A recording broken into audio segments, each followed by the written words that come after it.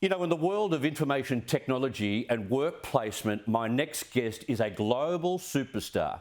Matt Barry is the Chief Executive Officer of Freelancer.com, the world's leading online freelancing and crowdsourcing marketplace. It was 2007 as he was trying to create a website for his mother's craft business that Matt accidentally stumbled upon a very rough version of work sourcing on the net. By 2013, when he floated Freelancer.com on the Australian Securities Exchange, it opened with a market capitalisation of $1.1 billion. It's won countless worldwide awards, while Matt himself has as many gongs for either Entrepreneur or Chief Executive of the Year as well. Today, Freelancer.com has 50 million users, you heard right, who've posted more than 19 million projects, and his recent quarterly results have shown the world that COVID-19 has only invigorated the freelancing market. Matt Barry, thank you very much for coming in. Thanks for having me, Chris. What a whirlwind 12 years it's been since you began this latest journey. It has been. It's been, a big roller coaster, and it's only going to get up from here. And am I right in saying COVID has been nothing but advantageous to Freelancer.com, because we've all decided in our own little circumstances that maybe we should be doing a little bit more freelancing, having a second job, setting up a business, or farming our skills out to other people? Well, the whole world is now forced to work online, right? So it's been tremendous wind in the sails. In addition, we actually run multiple businesses in the group, and Escrow.com, our global payments business, is also massively up thanks to COVID because everyone's buying things online. So it's been a great 12 months for us. It was 2007. You described your current position then as unemployable. You needed a hand. You were broke, but you wanted to create a website for your mother. Am I right? Yeah, so what happened was I'd come back from overseas. I'd studied at Stanford. I had run a fabulous semiconductor company, ultimately sold to Intel, and I had walked out of that business in 2006. And one of those probably dark moments as an entrepreneur where you've walked out, you hadn't really set the world on fire, you've been trying it for 6 years, trying to make it work, and you wanted to start another business. I realised at an early age I was fundamentally unemployable, and I probably still am quite unemployable, but getting more unemployable by the day.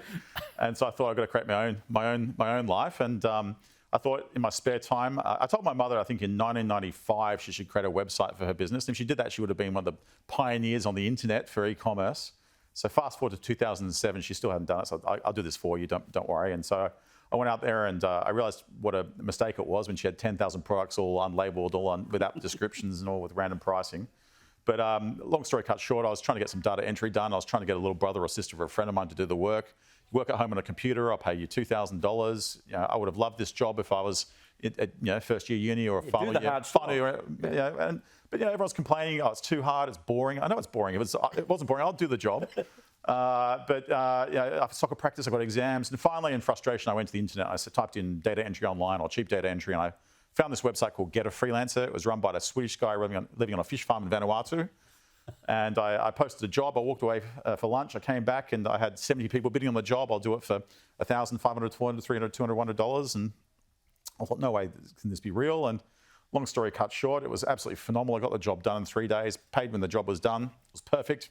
Mum was happy? Mum was happy. I thought this is game changing, and I thought I've got to get into this industry. What will I do? And a very long story cut short, I ended up buying the business and transformed into Freelancer.com and bought now 24 businesses, about 15 or 16 competitors, and off we are. 2013, September, a Japanese company come to you and say, we've got $430 million to buy Freelancer.com. You turned it back.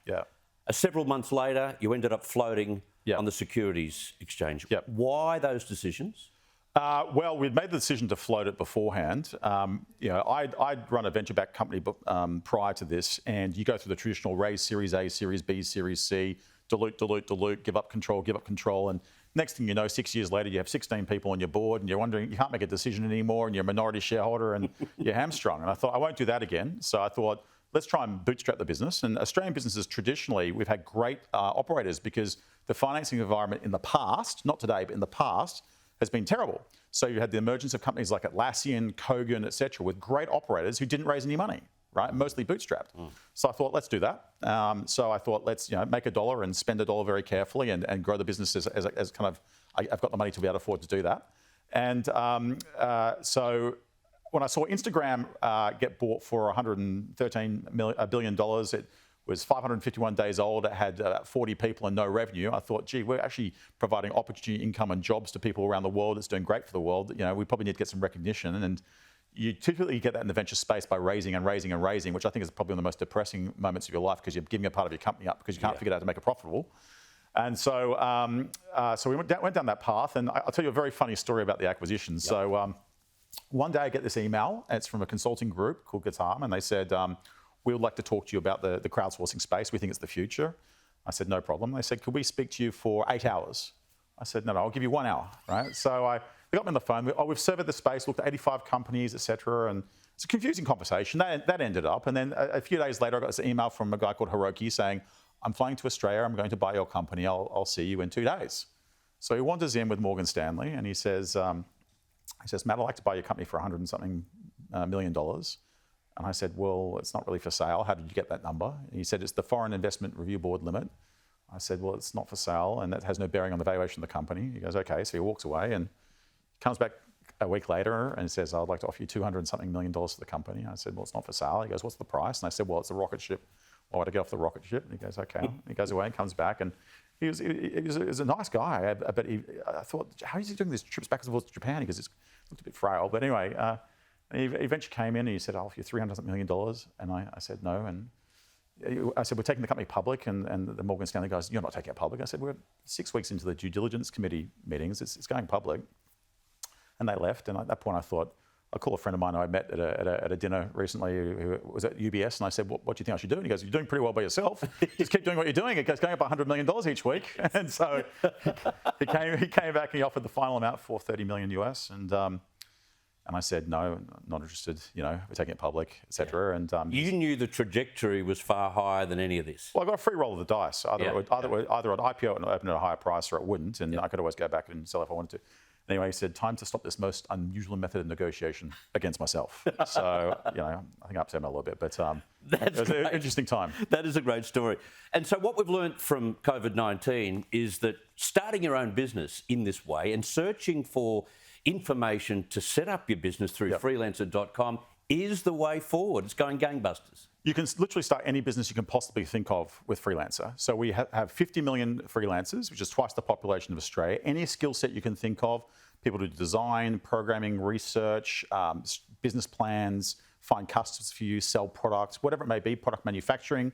Any job you can possibly think of, you're only limited by your imagination. It's extremely cost effective. It's a massive skill shortage right now in Australia. It's very hard to find anyone in any job, even to serve at a cafe. But on the internet, you can access people all around the world who need jobs and are highly skilled and highly educated.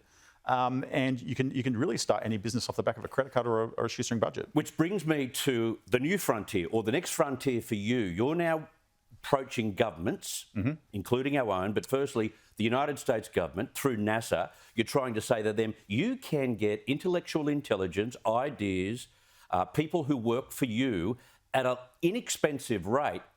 Get rid of the consultants, no more consultants, $1 million consultants. Yep. You use freelancer.com, and that's what you're doing right now in the United States. That's right. So the defining characteristic of the 21st century is the competition for intellectual capital, right? So we're not making any more people because the birth rate around the world has dropped below the replacement rate. Even in Bangladesh, the birth rate is below the replacement rate. And education is not as valued as it was years ago. It still is in China and Korea and places like that, but the standards are dropping around the world, particularly in Australia. Right? And so large corporations, where are they going to find people? They've got to go to the internet to find people. And the C-suite now universally has got the belief that in the future, some percentage of my workforce come from the cloud. I'm not sure if it's 5, 10, 15, 25%. Not sure if it's 1 year, 3 year, 5 years, 10 years away. But that's where they're thinking. COVID's accelerated everything. My workforce comes from a cloud. I love it. Now, NASA has been very, very proactive. They've been working with us since 2015. And it started off with, they just started using our site, doing crazy things. They were... We built 3D models to train the image recognition system of the Robonaut R2 astronaut robot on the space station. So this looks like Terminator. It's on the space station. It's been up for a number of years, and it was getting new legs. And it needed to be able to do spacewalks and be able to manipulate objects. So grab some tools, grab a flashlight, open a hatch, a screwdriver, what have you. So we built all the 3D models from photographs to be able to train that image recognition system. They were $50 each for the models, right? And NASA said, this is just unbelievable. The old way for them was they'd have to go write a job spec, circulate it internally for a month, consider internal applicants, then set up interviews for external applicants, interview people for a number of weeks, make a job offer, wait for 2 to 4 weeks for them to join the company, get a desk, get a computer, get an office, get a swipe card, set that all up, wait for them to start work, and then a few weeks later they start getting output. With us, they put the card in. Overnight, they got, I think, 57 different designs for one of the things. Okay, and what about the Australian government? With Australia, it's very, very early days. I've been talking with Larry Marshall for some time from the CSIRO, a good friend of mine, and we're hopefully going to do some joint work on one of the NASA engagements, but we've also put a reply to a tender for the Digital Transformation Agency, so hopefully we can do something for the Australian government. For the taxpayer, maybe the government can no longer handle and pay for expensive consultants anymore. So NASA published a white paper on their experiences in getting 16,000 designs from, I think, about 7,000 or 8,000 freelancers. And they said in their paper, and they can't market to anything, they've got to just produce the facts, they save between 80 and 99% on traditional ways of doing things. Wow. And 97% of the output was suitable for US federal government programs. Only 3% was not suitable in terms of quality. That's outrageous. So that's pretty amazing. Okay, with all of that understanding of how the world works, where are we headed internationally and economically? Are we heading, and are we about to see the bubble burst? There's been a lot of sell-off in the last few days in the United States. There's some forecasters saying that it's all got to burst. Will it burst? I don't think we've seen the financial impact of COVID yet, right? There's been extreme money printing from all central banks, and outside of the US, other central banks have to print, or the exchange rate will make it unfavourable for manufacturers to export. The US is printing money hand over fist. Something like 40% of all US dollars that in existence were created in the last year or two. And we're trying to smooth over everything with printing. But I think there's no free lunch, and you're going to have ramifications of this. And I think now you're seeing input costs rise massively. Lumber's up 250% in the last 12 months. Coal's at a 2-year high. Soybeans are a high. Copper, lumber. People building buildings. The costs now. They make these memes of a builder driving down a freeway with a truck full of wood, and they're saying, "Look, there goes a billionaire." Right? I think that's all going to come home to roost. And I think the particularly worrying thing is when it gets into food inflation, because people are only a few hot meals away from anarchy, and that's a real problem in emerging markets if food goes up. But I think we haven't just scratched the surface in terms of the impact. I think in Australia in particular, we have a big problem with our housing market.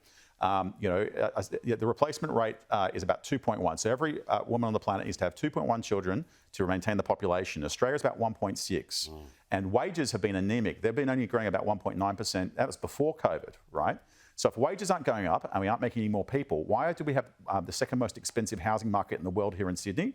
Socio-economists say that if the average house price divided by the median household income, so 2 people, is 3 or less, and that's what my parents used to say, they buy houses for 3 times their household salary, it's affordable. 3 to 4 is unaffordable, 4 to 5 is severely unaffordable, 5 and above is extremely unaffordable.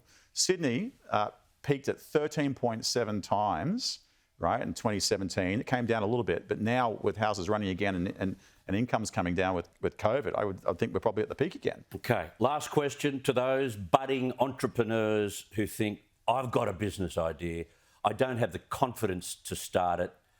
What's your advice to those sorts of people? Well, I think Reid Hoffman, who was the founding CEO of LinkedIn, said if you're ever happy with your product when you launch it, you've waited too late, right? And so no one's happy with their product when they start. If you Google what the homepage of LinkedIn or Hotmail or Freelancer looked like in the early days, it looked like rubbish, right? So you just get out there and go and do it and iterate, get your feedback from your customers. Customers will tell you what to build. If you listen to them carefully, they'll tell you, and you got to ask them the hard questions. If I build this, will you pay for it? And if they say yes, say, okay, can I get pre-order for you? Pay me now, and I'll deliver it by this date, and if I don't, I'll refund your money, right? But just get out and try it. And it's never been cheaper to do so. You can get on Freelancer. We have every possible talent you could possibly think of. It's never been cheaper to do so. Never been cheaper. Right. You just off the back of a credit card. There's people have built billion-dollar businesses, with a few $1,000s, and just get going and iterate, generate some revenue, and just grow it. Amazing stuff. Thank you so much for coming in on the couch. It's great to be receptive of your incredible intellect. It's quite extraordinary, and congratulations on that Freelancer.com success. It's quite extraordinary and great for an Australian to do it as well. Thank you, Matt. Thank you very much. Good on you. Matt Barry. I hope you enjoyed the program tonight, especially Matt. There's an insight for you. Maybe that inspires you to start your own business with the help of Freelancer.com.